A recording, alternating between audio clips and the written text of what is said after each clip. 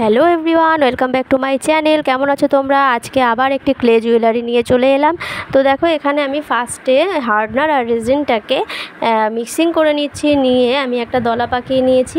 হাতে একটু পাউডার মেখে নিতে হবে আগে, নাহলে আটকে যায়।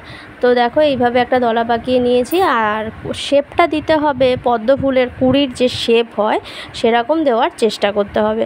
তো আমি আগে কোনো দিন এই পদ্মটা ট্রাই করিনি, এই ফার্স্ট টাইমই ট্রাই করছি।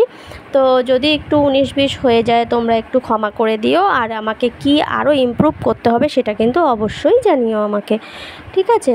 আর এই দেখো, আমি এইভাবে একটা কাঠি দিয়ে পাপড়িগুলোর গায়ে একটু দাগ দাগ করে নিচ্ছি।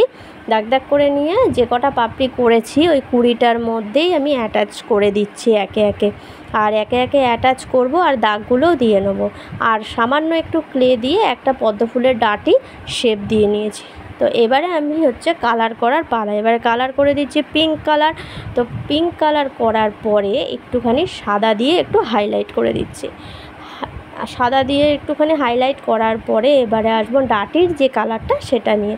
এটা green colour, light green colour দিয়ে আমি ডাঁটিটা করেছি। এবারে এটাকে পেন্ডেনে অ্যাটাচ করার পালা, সেটা আমি পরে আবার দেখাবো তোমাদের। ভিডিওটা কেমন লাগলো? যদি ভালো লাগে অবশ্যই লাইক করো, শেয়ার করো, সাথে থেকো। Thanks for watching.